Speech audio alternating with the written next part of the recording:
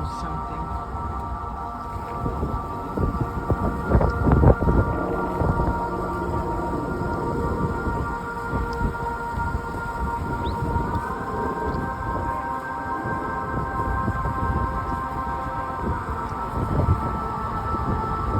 Oh, wow. Look at that. It's a parade of police. You know, I went to the last one and I was like, all the police were on the road. They wouldn't let you walk on the road. You had to stay on the sidewalk cramped. And they're doing it again. I don't understand it. Oh, I do. He says the same thing. I know. Some pigs are trying to take control of them. Yeah, look at that. It's a police parade. Police parade. Stay hydrated. Stay hydrated, yes, stay hydrated. Okay, so I'm gonna Police parade.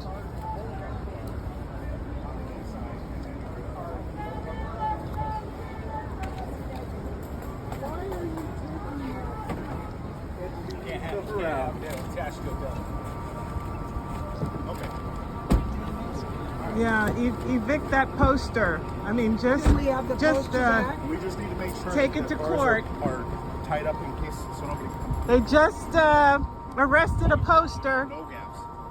Did they arrest your poster? Not mine, but Oh. Cars stop. We just stop. We're gonna have I think you can see that poster in there. have zipper tight. Tight. They arrested a poster.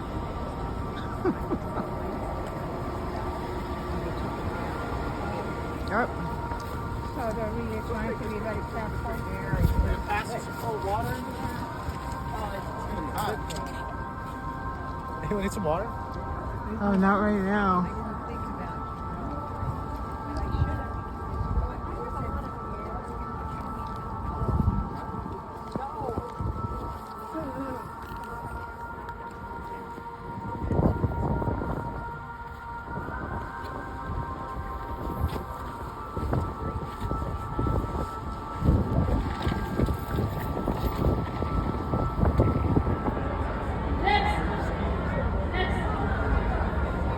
Next up, we have Reverend Dr. Martin Coley-Schmidt. She's a retired Lutheran pastor of 39 years. She's actively involved in democratic politics and serves on the board of directors of Planned Parenthood Advocates. Give it up for Dr. Coley-Schmidt! It's a bloomin' idiot. Because he's a bloomin' idiot. There is an agenda when armed forces are present at a protest, a rally, or any type of peaceful gathering.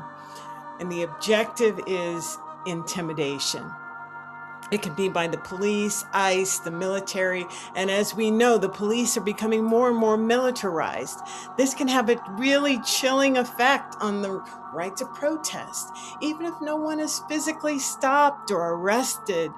Under the First Amendment in the United States Constitution, people are supposed to be free to gather peacefully, but intimidation can quietly undermine that right in a few important ways.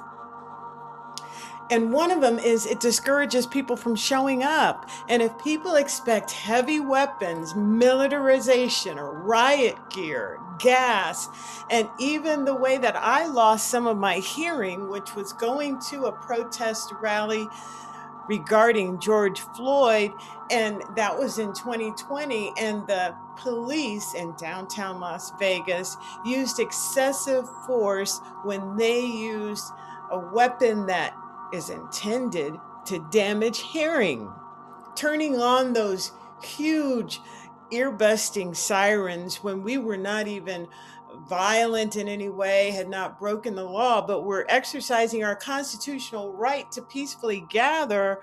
That's when I lost my hearing, or some of my hearing. So it's surveillance also being filmed or tracked or identified. aggressive presence, like lines of officers, which happened recently in the No Kings rally, military vehicles. Military was up on the roofs. They may decide it's not worth the risk to show up. I mean, many of these people that were at the No Kings rally are over 60. So who needs that headache of something going horribly wrong? So the protests become smaller and sometimes they don't even happen at all. This is intentional and it creates fear of consequences, even without arrests. People may worry about, you know, being put on a watch list or losing their job or facing retaliation, being detained or questioned later. That fear alone can silence participation. It can escalate tensions. I mean, I was feeling really happy about going until I saw all of the military and the AK-47s and the two lines of police officers, just the excessive presence. It was a strong show of force that shifted my mood. And it was a peaceful crowd, but we felt threatened. Some of us did. I mean, the anxiety can turn into confrontation, and minor issues can spiral into conflict. Ironically, intimidation can make unrest more likely, not less likely. This is intentional because it blurs the line between safety and suppression. It felt like suppression when I was there at the No Kings, at the major one in downtown Las Vegas yesterday, March 28th, 2026. I also attended one in Henderson, Nevada, which was extremely peaceful, had a totally different vibe. Why? Because we didn't have the militarized police presence there. So authorities are allowed to manage protests for safety regarding permits and crowd control. But when tactics feel excessive, which they did in downtown Las Vegas, and I have the footage that you've seen, it raises concern about suppressing speech rather than protecting it. And in the United States of America, it's supposed to be protected. But these types of intentional tactics undermine our right to peacefully protest. Americans that he was going to make life for us affordable again. He was going to end inflation as we know it. He was going to make groceries cheaper. He was going to make gas under $2 a gallon, which is something he said multiple times. And as someone who had to fill up on my way here, I found that to be very untrue. So here we are. Now, today's trade wars have been real pain in here in Nevada. Beef is up 44%. The price of coffee is up 10%, and the average Nevadan's paid $1,700 in fares. Money that could have gone for books for students to pay. Money that we could have paid for their rent. Now, meanwhile, today's You'd rather not march, you can stay here and enjoy the music. And inflatable costumes. You might want to think about staying here. It is still very warm. Please do not engage with the agitators or the counter-protesters. It's so much more fun to just stare at them blankly anyway.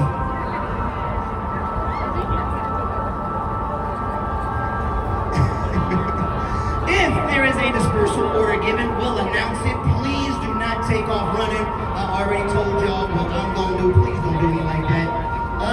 We encourage everyone again, join Indivisible. We are out here every week.